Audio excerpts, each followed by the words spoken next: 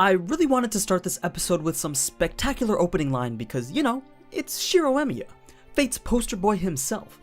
He's in pretty much every variation and timeline of the Fate series, and even when he's not, he still kind of is. But for some reason, I just couldn't think of anything quite fitting enough to introduce this absolute legend.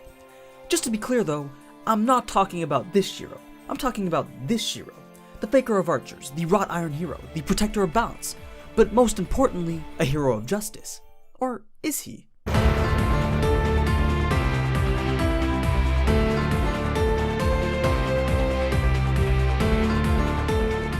I'm sure all of you are already very familiar with pre-heroic spirit Shiro.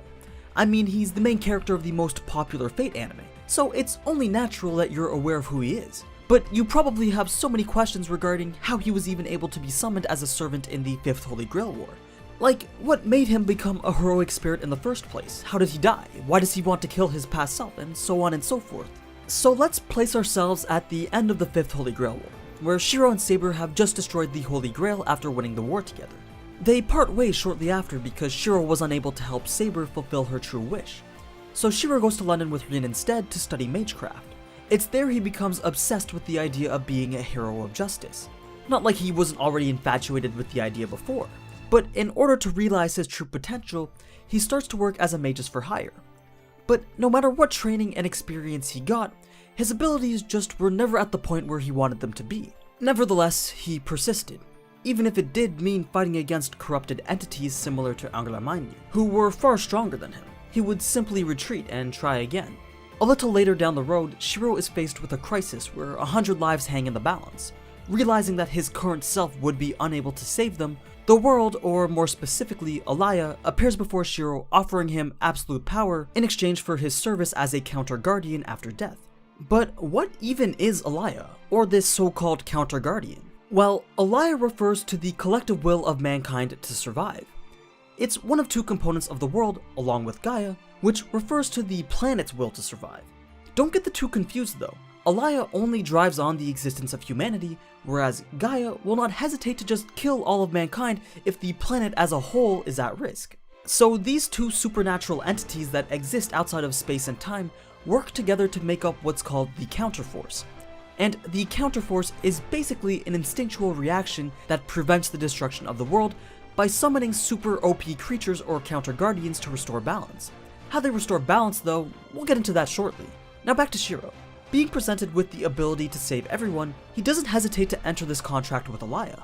As far as Shiro was concerned, not only would he be able to save those 100 people, he would also be able to continue saving people after death as a counter-guardian. Or so he thought anyway. Now with his newly gifted powers to essentially create miracles, he is able to save countless lives and through that achieves enough fame to enter into the throne of heroes and be classified as a heroic spirit.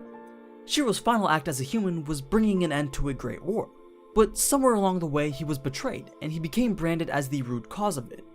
As such, humanity, being the forgiving creatures that they are, turned their back on him and sentenced him to death. It is in death that Shiro's new existence as a counter-guardian begins. All pumped up and ready to start saving people again, Shiro quickly realizes that it's not at all what he was expecting it to be like.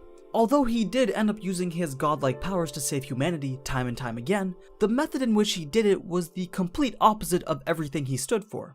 You see, when Alaya realizes that humanity is entering a rabbit hole of destruction, it will send a single agent to eliminate the threat.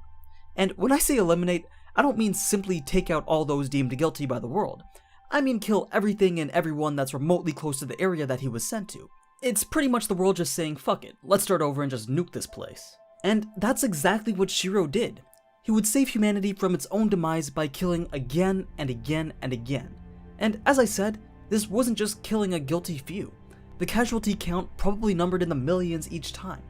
That's only a wild guess, but considering that it's assumed the sinking of Atlantis was caused by Alaya, then a couple million might even be on the low side. So Shiro spends eons as Alaya's agent, manifesting back on Earth at different points in time to repeatedly witness and enact the very opposite of what he stood for.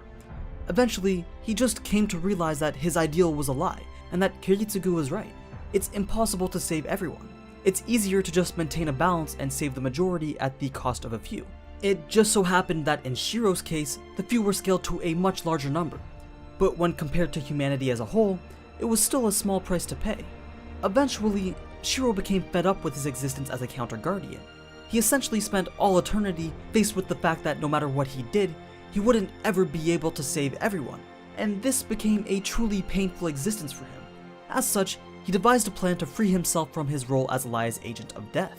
He saw an opening as a heroic spirit to be summoned as a servant during the Fifth Holy Grail War. That way, if he was able to kill his past self before ever being able to form a contract with Elia, it would create a big enough time paradox that it would erase his existence as a counter-guardian. So as you already know, he finally got his chance and was summoned as an archer in the Fifth Holy Grail War. And that puts us right back to the beginning of where we started. From what I understand though, the timeline where Shiro becomes a counter-guardian and the timeline where heroic spirit Shiro is summoned are two completely different universes. They're alternate timelines representing two different potential futures for Shiro. That way, it doesn't end up becoming an infinite loop of Shiro always becoming a counter-guardian, then regretting it, and returning back to the Fifth Holy Grail War to prevent it from happening. Which makes me wonder then, who was Rin's servant in the timeline where Shiro does become the counter-guardian? Because I don't think it would be heroic spirit Shiro, otherwise they'd already be in an infinite loop. If you're more familiar with how the timelines are split, then let me know in the comments below. I'd love to know more about Shiro's timeline from before he was summoned in the Fifth Holy Grail War. But yeah, that's the legend of heroic spirit and counter-guardian Shiro Emiya. In life, he was betrayed time and time again by those he had trusted. He only had his strong belief and ideals to go by. But the world had other plans for him, and in the end, even those ended up betraying him, resulting in his eternal desire to find a way to cease existence. It's really quite the tragedy when you think about it, but I guess that's what fate's known for.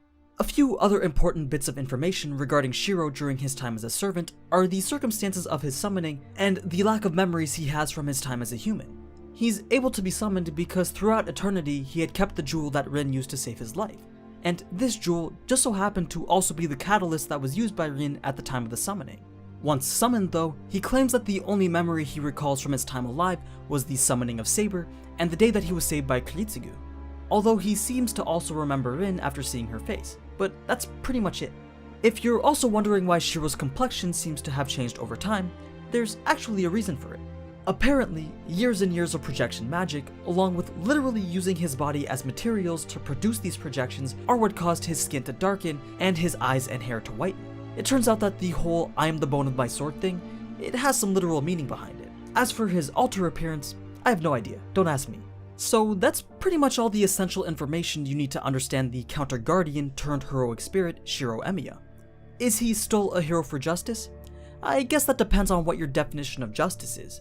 Now, this is normally where I'd segue into his abilities and noble phantasms, but I didn't quite realize how complex his unlimited Bladeworks reality marble was, so I'll make that into its own separate video that I promise will come out much sooner than you think.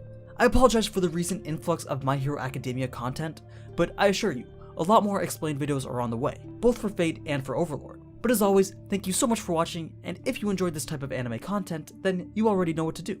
So until next time, ciao!